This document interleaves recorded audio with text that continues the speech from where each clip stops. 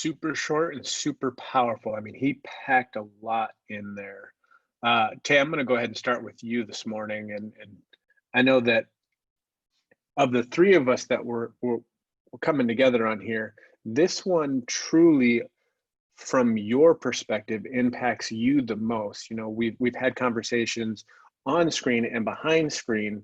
The difference of you going around as a Black man versus Chad and myself, and just the things that you've had to go through since all of this has happened, and you know, you're helping us, you know, open our eyes to the things that you have to deal with on a daily basis. But what did you take away from this that you could share with us and help us better understand? Yeah, I've said it before, and I just respect Pastor Craig so much because he's a leader among leaders. I think it could have been easy for him to bring in a Black pastor or just have somebody else to address the situation, but for him to have that Joshua moment where he stands up and say, "As for me and my house, we will serve the Lord," and like for him to just stand up and because he has like his voice for his church, like he's the lead pastor there, and for him just to have that stance that, you know, Black lives do matter, and racism is just not welcome here, and we're gonna stand up against it. So I just respect him so much for getting up using his platform. Like you said, like he had another sermon that he already prepared, but he saw the need that need to be addressed, and he stepped up and faced that need. So I just respect that so much, and I think it's still easy for me. When this happened, it kind of woke me up to like. As much as I know and I see everything that's going on, I still wasn't playing my part. I still wasn't being as vocal, as loud about it because I felt like I escaped that because I've kind of gotten myself out of the situation and forgetting like people are still facing the things that you saw when you was growing up. People are still in those situations, so you can pretend like you've gotten away from it, but the reality of it is you haven't. And I think just like that video just kind of brought us all down to earth that this isn't like just a racial thing. This is just a humanity thing. Like, and I think that's why you see so many people reacting because we like when you see something that isn't right, then you want to fix that problem. And I think that's why so many people are addressing it. So just three things that I got down. The first I thought about, I was watching, I just been watching different, because I just want to not just news, but I just want to hear different people speaking out who haven't spoke out before, who just being more vocal about it and really taking a stance. And I was listening to NBA host Rachel Nichols, and she said change is people doing things that they weren't doing before. And what I love about that, you have people stepping outside of their comfort zone, people stepping outside of, and just really, you know, a lot of people saying, I wasn't aware of these things going on, but now I'm aware of it, and I'm actually being loud. I'm actually taking steps to right some of these wrongs. So I love that, and I love the fact that he said, like, you can't find a solution if you don't want to address the problem. Like the problem has been exposed. The Band-Aid has been taken off. We see the wound for what it is. Now we get to treat that wound. We can't just put a Band-Aid on and expect it to heal up. Like we have to deal with it. And I think that's what a lot of people are seeing. So for me, I understand like right now in this moment, we're all emotional about it and we see the right as being wrong. But for me, I understand like change doesn't happen overnight. It happens over time. So you have to continue to speak up and be loud about these issues. You have to continue to address these issues, and it's not just on social media. It's not just in public. It's not just when you're out at events. It's like you said, if you having conversations or you having things at your house and somebody makes a type of comment, whether it's a racial comment, whether it's something towards your spouse or a wife or a friend, like you have to step up for that person in that moment. They're not there to defend themselves. So you have to be there and be willing to step up outside of your comfort zone and address those things. Because many times I think a lot of people don't understand the power of letting things go by. I think as you let things go by, you empower that person to be bold enough to not just speak these things subtly around you, but then they start taking these little actions. They start taking those next steps. How far can I get with this person next time? How far can I get with this person next time? So you have to stand up and you have to stand in that gap and you have to really cut those things off where they are. And the second thing he said, just take small steps. He says, say more, say it louder, and take more action. And I think a lot of people in this time, like this, like people are like literally asking, what can we do? What can we do? What can we do? And I just tell Kerry, you have to start where you are. Like for instance, our church, they didn't have to do anything. Like they just willing to have conversation with people, just to hear people out. Like you said, to like literally look in their eyes, hear our stories, and feel what we feel. I think you just have to start having conversations with people on your team. Like me and Carrie, we decided like we're not just this isn't just business for us. This is life. Like when I say like we're changing people's life, not just financially, like we're literally changing people. We're literally opening people up to a new world. We're trying to help people build a better family for their kids. We're trying to help people build a better marriage so that this can be bigger than the business. So that's why I love it works so much, because it doesn't just focus on one particular people group. Like it welcomes everybody and we build this together. It's like to say one team, one mission. We're all in this together, and they give everybody a platform to do that. So for me, it's just understanding like we just have to continue to bring people together, continue to have those hard conversations, and continue the same way that when we're recruiting people, we're like listening, like what is your why? I think you have to dig deeper than that and have conversations like that more often, not just before you sign that person and get them into the business. You no longer have those conversations. And then just the last thing that I had here, let me get my iPad. I just had one more thing. My iPad closed them. I guess I was talking too much. Then the last thing I had was he said, care enough to ask the questions, listen to the hard answers, and then feel the pain of others. And I think if you can do that, man, all we just want to, most Black people, they just want to feel heard. It's one thing to address conversations, and then next week something happened and you have to say, well, I was just talking to you about that. Weren't you listening? I have that conversation with my wife all the time. And it's not that she's not listening. It just she's so kind of preoccupied with other things. And for me, it's like, we just want to feel like we have a voice. And I think if we can just give people that voice, I think the same thing that It Works do. I think that's why I love when they say like change people's life, because, you know, we see what they're doing with the business. But when you bring somebody in and you get them on that stage, and you hear just the story of, just the girl at conference that, you know, the mom got up and she was talking about her daughter that passed, but she talked about the impact that Ashley made on her. Like Ashley listened to her, actually met all the needs, and her mom started to see the change. And like for me, like I want people to speak on my behalf. Like outside of the business, what are you doing for this person? What are the changes that you're hoping to see happen in these people's lives? So I think for me, I want to have that type of impact, that when something tragic happens, you have somebody who steps up and they're not just mourning the loss of their daughter, but they're speaking so well about this person who helped be there and listen and change everything for the daughter in a way that, you know, that kids don't have to see their mother in a different light. They get to see that there are good people in this world, that there are people who are willing to listen and who are willing to help make change. So for me, I think we just have to stand in the gap for those people. We have to listen to people. And I think we as a company, we've been doing that because we have conversations that not all just about business. Like we have conversations where you come to events, you're going to see every type of person there. And you have so many willing leaders like Chad and Joel who are willing to just continue to get on and just do things that they don't have to do. We don't have to do these Zooms, but these guys just continue to show up, not just for me, but for you guys. Just continue to help you guys grow, and at the same time invest in you so that we can see you grow and do that same thing and just continue to pass it down. So I love this, and I just, like I said, I just respect the fact that Pastor Craig just got up, spoke from his heart. He didn't try to say anything. He just kind of addressed the issue for what it was, and he just let you know, like, this is the small thing that you got to do. So for us, you just have to play your part where you are in your community, in your church, wherever you are. You don't have to do anything big. You just have to do your part. And just the last quote I got, Killer Mike, he said, if we all do one little thing, then nobody has to do a great thing. So if we all play our part, then we will continue to see this change happen. So I hope this greatly help you guys, not just get outside your comfort zone. It's not going to be comfortable because the growth isn't comfortable. So you have to allow yourself, give yourself that grace in this season. Just hear people out and just listen to people and just show up in areas that you can show up and not try to focus on what other people are doing. Just do your part. So good, Tay. I love that you dropped the Killer Mike on there. Every time that I hear him brought up, I mean, he has such an amazing gift of how to discern and really get to the core of things. But I think that he really needs to change his name to like Helper Mike, because Killer Mike is just, it's kind of starting off on the wrong foot. So Yeah, maybe he needs some.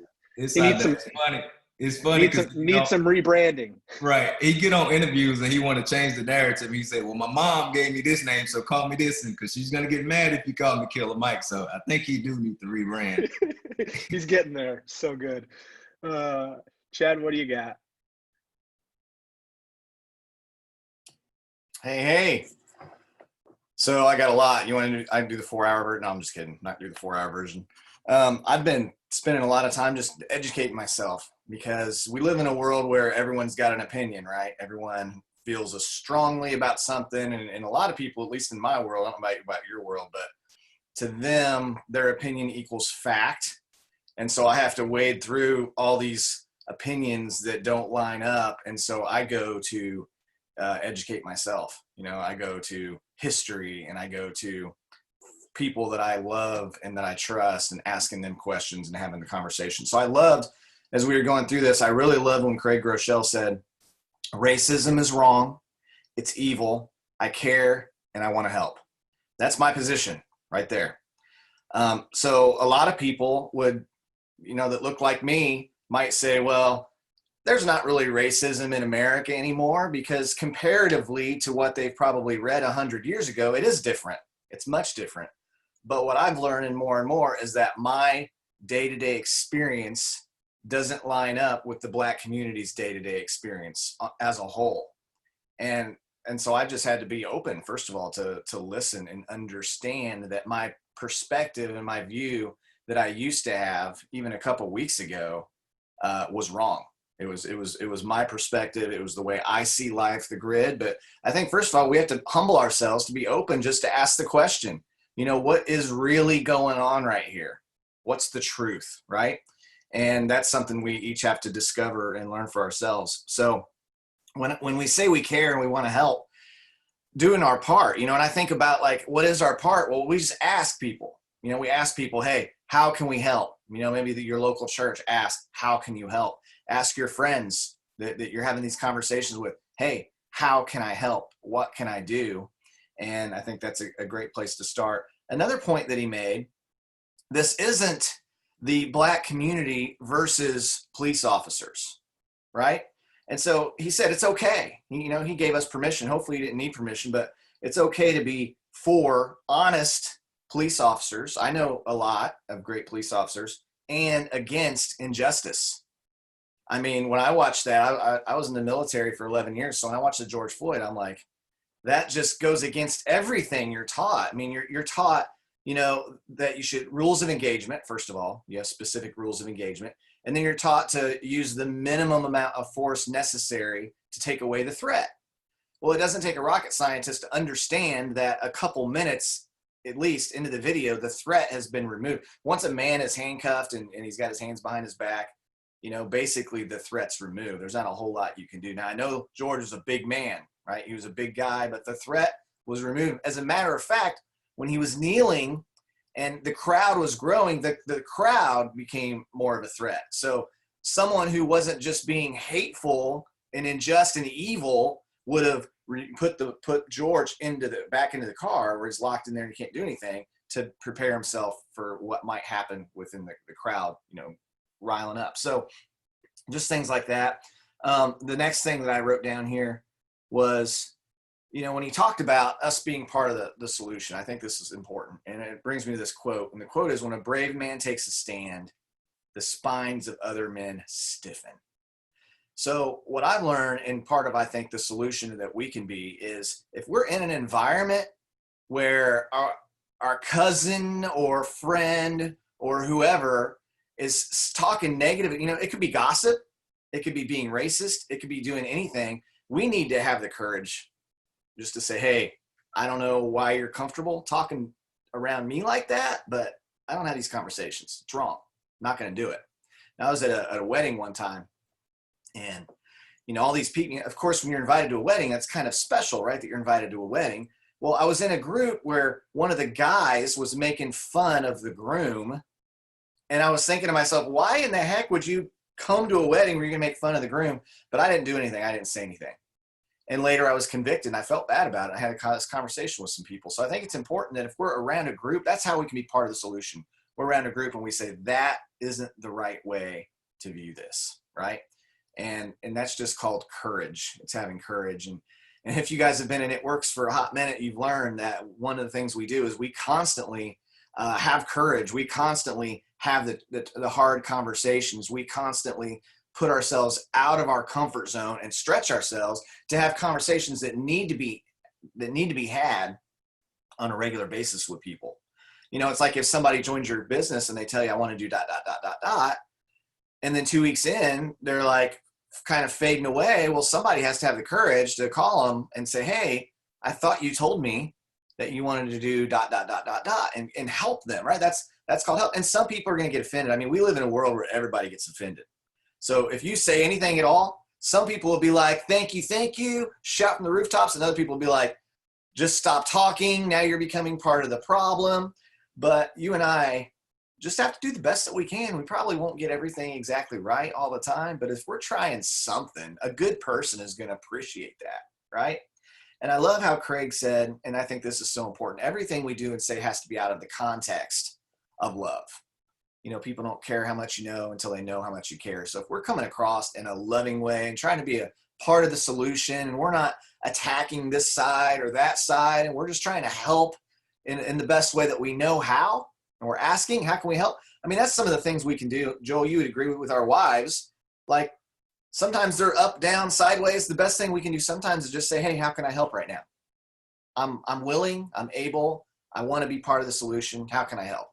And then just do that. So Craig said, love casts out all fear, love forgives, love heals. And, so having said that, I think just to kind of recap what Tay had said, he said, just stand in the gap and have those hard conversations with people that you love and educate yourself. I mean, there's a show, and I don't agree with all of it. I think some of it's politically motivated, but a great show on Netflix called 13th. It's about the 13th Amendment, where if you watch that, you'll at least get a good, solid, factual education of kind of what's transpired over about the last 150 years. And that's a great place to start to at least settle, is racism alive and well currently in America? And I think when you watch that and you have a few conversations, you'll be able to say, wow, maybe you'll be like me and say, I didn't know or understand, but now I see it. And I think that's a great place to start. So that's all I got for today, man. Awesome. Thanks, Chad. So, you're muted. Am I muted? Oh, now you're good. I was like, my mouth is moving, but I'm not saying anything. So the first kind of thing that he pointed out, which was amazing, and is exactly what the three of us are trying to accomplish. It says, use your power and your influence and your platform to help. So in our limited ability, the three of us are trying to use what God has given us, which is this platform, this podcast, the influence with you guys through helping you with your leadership skills. We want to be able to use that to help. And the next thing they said is calling out the injustices around them. The thing that I guess for me hurts my heart the most about what happened in that whole George Floyd incident is that not a single one of the people standing around watching stepped forward. Like Chad said, all they had to do was pick him up and put him in the back of the police car. And then if people would have just a group of people would have, I don't know, it would have been weird watching them approach the police officers as a group saying, hey, this isn't right, as opposed to watching a video. It's heartbreaking to me that not calling out the injustice, just recording the injustice. So I think now, as you can see, people are willing to step in for others when that injustice takes place. So we've taken that step forward. He had his 4 points, and I'm going to cover those really quickly before I jump in. Admit that racism is real. 2, listen. 3, pray. And 4 is love. One of the things that he said that I want to touch on really quickly, and I started because it really struck in my heart, is our generation can be the one that gets it right. And I'm not here to brag, boast, or shed this amazing Joel Dunn story, but to give you guys a little bit of my history growing up with racism. My dad's side of the family was from poor, underprivileged, white. So I'm going to follow that up. Underprivileged, white, Virginia town. Now, underprivileged, white town in Virginia means that there was even more systemic racism for the underprivileged Black community in Virginia. So I am a product of systemic racism. I have seen it firsthand. I've seen my grandfather speak it. I've seen my dad, when he was alive, speak it. It was something that I saw growing up. Now, because of my mom's side of the family and being raised in the church and knowing that everybody was created equally, that was one of the things that just, it burned in my soul every time, you know, we'd go visit that side of the family. And it was those conversations that, you know, they're talking about the jokes happening, and, you know, being raised in that and seeing that just tore me apart. So that is why I've always worked so hard for the way that I act and the way that I treat people, because I saw how horrible it was on that side. So that, you know, how I was raised and what I saw the complete opposite side of the spectrum of what was being done to Tay and the Black community. So I am fully aware, and I can admit that racism is real. Now, I have chosen to take a stand and to completely change my life because I wanted to be the part of the generation that changed that. And I can say within my household and my family, we changed that. In my cousin's family and household, they have changed that to the point where my cousin married a Black man, which would cause my grandpa and my uncles to roll over in their graves, which they should, because this is the change that we saw and we wanted for our family because of the hate and the spewing of violence that was coming out of our family. So we are the generation that can change this. And you can stand up for it. 2, listen. Listen to someone who is different than you. Ask the questions, but then be quiet and listen. Yes, it is going to be uncomfortable. Yes, you are going to hear uncomfortable things, but those uncomfortable things are going to be the things that open your eyes and change the way that you see and the way that you respond and the way that you act. Number 3, pray, guys. Super, super important. Hit your knees, stand up, lift your hands, pray. Pray for the leaders, pray for the police, pray for the protesters, pray for your neighbor, pray for your family. Guys, prayer does amazing things. Pray for opportunities to share your voice in a way that's impactful and uplifting that can be the difference. And then number 4, most importantly, love.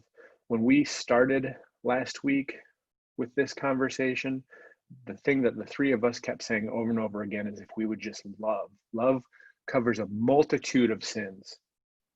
Stand with others, but not just standing with them. Stand by them and stand for them. Speak into someone else's pain with the same love that you feel that you get from God. I love when the question came down to, how do you love? Well, you love the way that Jesus loves you. Plain and simple. Guys, we are going to be the generation that changes. And I am super excited to be a part of that. As horrible as the atrocity that took place to set this in motion, as we know, Satan comes to lie, steal, kill, and destroy. But Jesus came to make things better. He conquered sin and death and won. And so everything that Satan tries to do to divide us, to make us hate each other more and more, God can turn around and use for good. And I see him taking that absolute atrocity and doing exactly that, changing our generation so that we can start to get it right, so that people will look back in history to this point in time and go, that is when they truly decided to speak up, change, and make a difference. So guys, thanks for tuning in with us today. Take this powerful message out and share it with those around you. Be the voice for the voiceless and go out and make a difference, guys. Have an awesome week. We'll see you again soon.